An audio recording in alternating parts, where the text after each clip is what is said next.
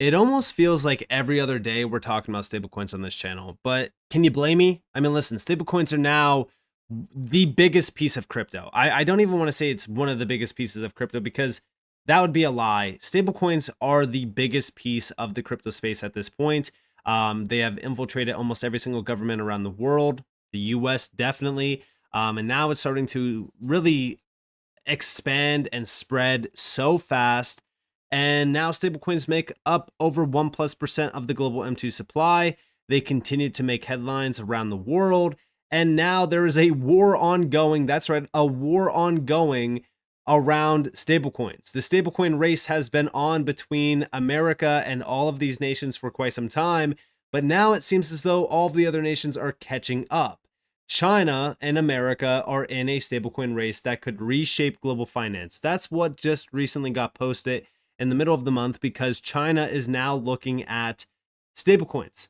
They want to tap into the stablecoin market in a big way. But what if I told you that it wasn't just China? It's every single nation out there. We already have a euro stablecoin. We already have a Brazilian real stablecoin. We already have USD-backed stablecoins. This is only going to become more and more and more. I mean, we have a yen stablecoin on chain too. It might not be RL yen, but we do have a yen stablecoin out there. It's on Stellar actually. But these stablecoins are only going to continue to grow and get announced more and more. We're going to have every single fiat currency moving on chain through a stablecoin. And we could see that over here, right? China, Japan, and other countries to challenge USD peg stablecoin crusade. And what's crazy about this is like the US is already so far ahead. They already have the Genius Act fully passed through. USD-backed stablecoins are the biggest piece of the crypto space, and they are so ahead of the competition, it's not even funny. But this is only going to continue to skyrocket more and more in conversation. Stablecoins are going to heat up more and more as we do, continue on. And it's because of how big they're becoming. They are reshaping and really, I would say, shaking up the entire global financial system in real time. It's changing the way that money moves. It's changing the way that almost everything around finance also works because remember, stablecoins enable all of those huge financial transactions and use cases that crypto is trying to completely shake up. So stablecoins, they're only going to get bigger from here on out. But I bring this up because we've been hearing from this government that, stablecoins and digital payments and decentralized computing, like all of these things, we're going to be exploring them in a big way. Back on the 1st of August, Treasury Secretary DCENT said that we are exploring new possibilities in decentralized computing and digital payments to unlock the potential of blockchain technology. Now, he's serious about this. How do we know? Well, because look at all of the moves made this year so far. This continues to become a major focus point of mine because the US government is now, for the first time in a very long time, extremely serious about adopting and utilizing new technology. And it's blockchain. It's stablecoins. I mean, think about how crazy that is to say out loud. The US government is adopting blockchain. That's insane. But I mean, can you blame them when we look at stablecoins? I mean, stablecoins now have a $273 billion market cap, $3.56 trillion in monthly transfer volume, and there's over 190 million holders of stablecoins.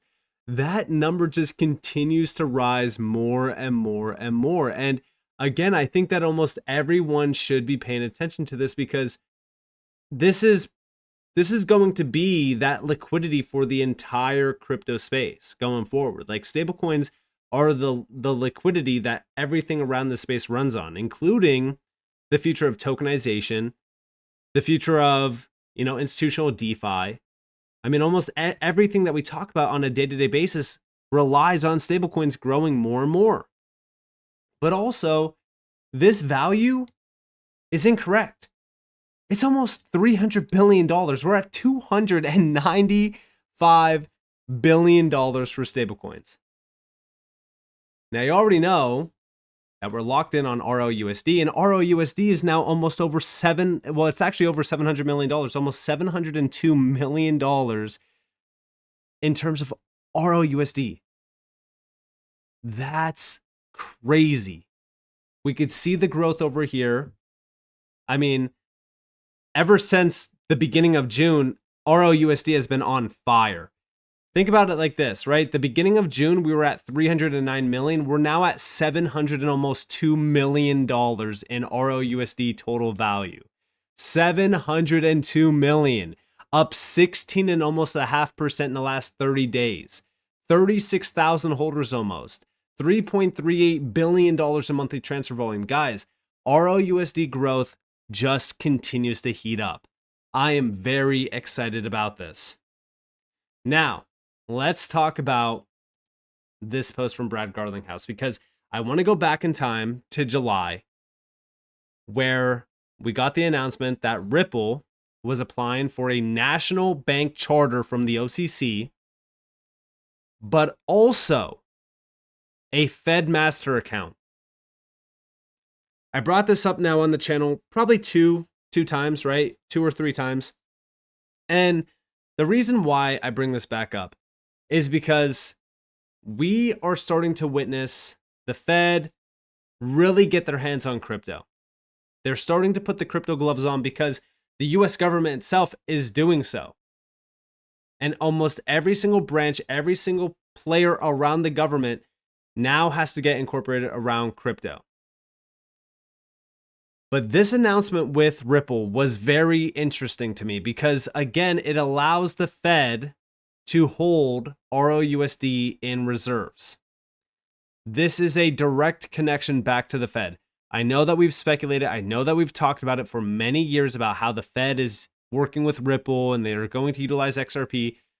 This would be that first major confirmation that Ripple is now starting to get integrated within the US government in terms of like the financial system around the US. And it wouldn't shock me at all. Now, I bring this back up because of this. We have here from Good Morning Crypto, new Ripple CEO Brad Garlinghouse attended a roundtable with Federal Reserve officials. Specifically, he participated in a roundtable discussion alongside other blockchain industry leaders, including Cardano founder Charles Hoskinson, Chainlink's co-founder Sergey Nazarov, Solana co-founder as well, and Near Protocol. This event, reported on August 25th of this year, focused on how different blockchain projects could collaborate in the future. Hoskinson noted a great conversation with Garlinghouse about XRP during this roundtable, suggesting potential collaboration between Cardano and Ripple, such as adding XRP support to Cardano's Lace wallet by the end of 2025. Now, the crucial thing to focus on here is that this was a roundtable with Federal Reserve officials. We have over here from Digital Asset Investor, Federal Reserve Roundtable. Brad Garlinghouse was in attendance. Fed master account coming, lock in. Check this out. So I was just at a roundtable of the Federal Reserve. It was a really nice inter-industry. So 2 of the reserve governors were there. And I was actually with Anatoly from Solana and Sergey from Chainlink and Ilya from Near and Brad from XRP. So it was a very nice roundtable. And we had a chance to directly interact with the Federal Reserve. And the Fed is trying to figure out, what is their role, place, and purpose with the Genius Act? Because traditionally, the Fed is the payment regulator, and they've been doing that for 120 years, give or take. The thing about the Fed is that they were kind of left out of the party. There's 3 primary regulatory bodies that deal with this. There's the OCC, the FDIC, and the Federal Reserve. The reason this is relevant is that stablecoins live in 2 worlds at the same time. One, they live in the Web3 world, so they're tokenized. And we think a lot about, well, how do I get more liquidity and volume? There's over $250 billion worth of tokens that have been issued, 180 plus million transactions every month. It's a very dense, beautiful, high velocity space. But those only have value because somebody's holding an asset on the other side in the legacy world. In the legacy world, it's either at a bank or it's somewhere else, and it's represented some way, like as a treasury, for example. So Genius, what it did is it created some baseline rules of the road, but now rulemaking has to occur. And they have to start talking about things like, can you get a master account with the Fed? Or how do you insure these? Or what are the custodial standards? Or what is the audit oversight and appearance of a cryptocurrency asset? And this also allows you to add privacy to other assets like Bitcoin. Now, when we listen to this, we do think about that secret or hidden role of the Fed. Well, I think that Brad Garlinghouse already told us it, right? This access would allow us to hold our RLUSD reserves directly with the Fed.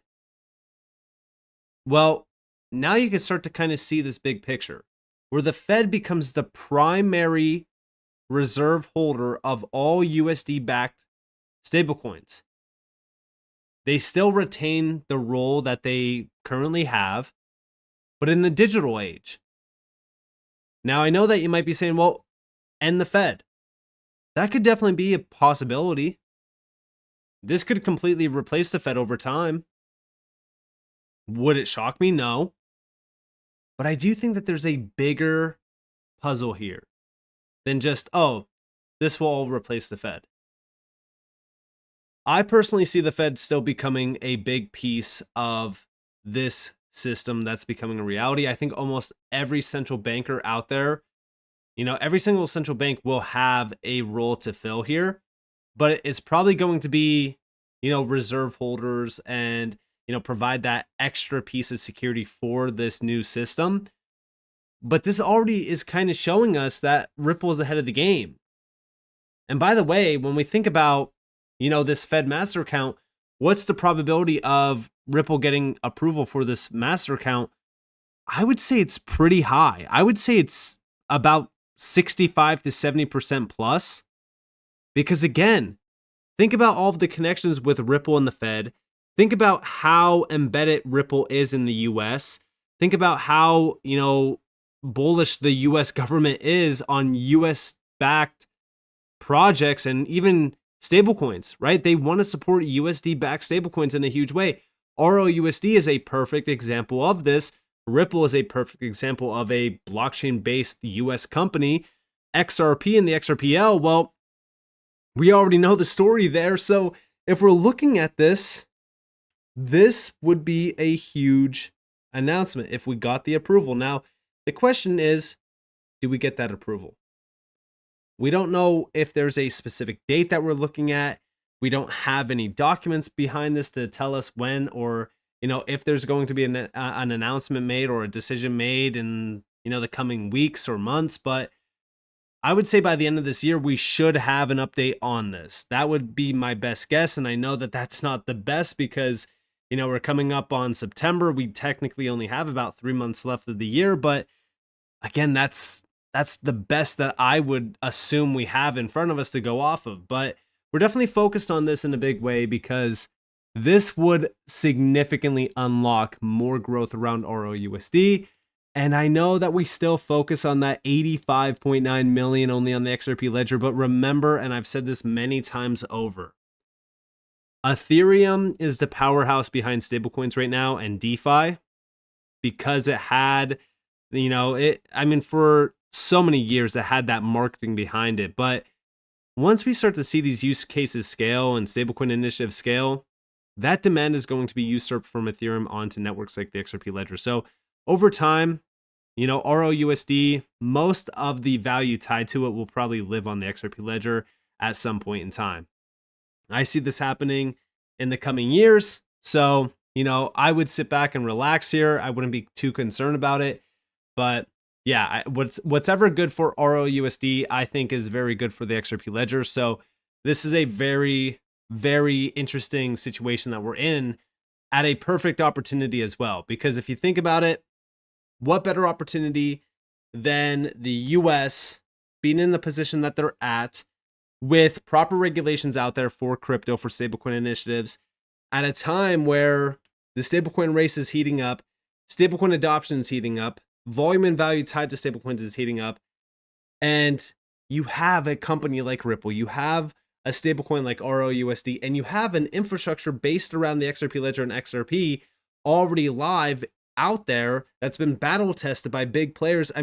They have literally everything to win this huge tech race that's really brewing behind the scenes of all of the noise and all of the day-to-day discussions that happen over X.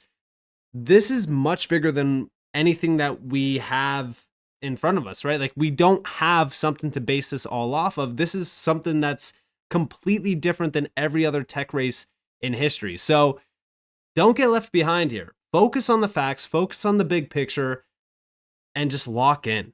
So with that being said, I hope that you guys enjoyed this video. If you guys did, definitely leave a like, subscribe, turn notifications on because there's more free content. You guys are more than welcome to follow me on Twitter and join the free Discord in the description below. And with that being said, guys, it's been Nick. Thanks for watching. Peace out.